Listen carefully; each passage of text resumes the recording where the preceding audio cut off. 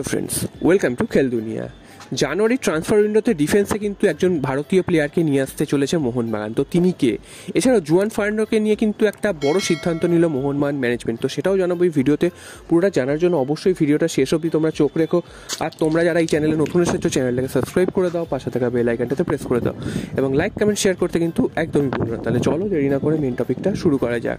তো তোমরা জানো যে মোহনবাগানের পরপর 3টে হারের পর মোহনবাগানের টিম ম্যানেজমেন্ট নিয়ে কিন্তু একটা প্রশ্ন উঠে গেছে, মোহনবাগান প্লেয়ারদের নিয়েও প্রশ্ন উঠে গেছে, কোচদের নিয়েও প্রশ্ন উঠে গেছে।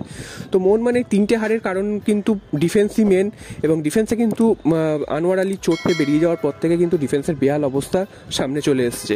তো আনোয়ার আলীর ব্যাকআপ হিসাবে কিন্তু কোনো প্লেয়ারকেই মোহনবাগান ভেবে রাখেনি, এবং যার ফলস্বরূপ কিন্তু এই পরপর ব্যর্থতাগুলো।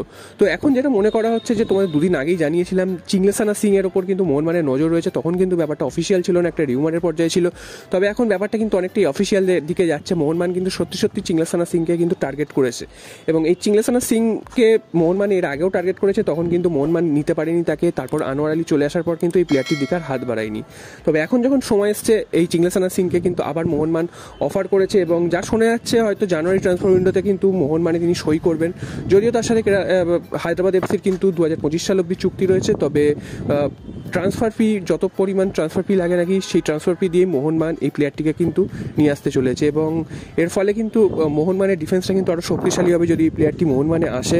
এবং যা শোনা যাচ্ছে সেটা কিন্তু জানুয়ারি ট্রান্সফার উইন্ডোতে প্রায় কনফার্ম তিনি মোহনবাগানে আসছেনই। তো এই প্লেয়ারটি খুবই কার্যকর একজন প্লেয়ার, এবং হায়দ্রাবাদ এফসির হয়ে তিনি কিন্তু অনেকটাই নির্ভরযোগ্য ফুটবল খেলেছেন, এবং হায়দ্রাবাদ এফসির ডিফেন্সও কিন্তু দীর্ঘদিন ধরে তিনি সামলেছেন।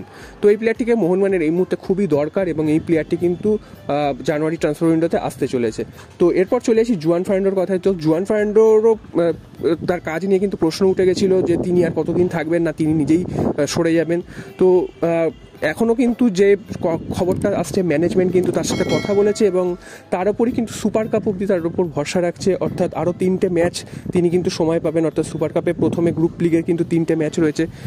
সুপার কাপে যদি তিনি ভালো পারফরমেন্স করতে পারেন সেক্ষেত্রে কিন্তু তাকে রেখে দেওয়া হবে, এবং তিনি যদি সেই সুপার কাপে তিনি যদি ভালো পারফরমেন্স না করতে পারেন তাকে কিন্তু স্যাক করে দেওয়া হবে।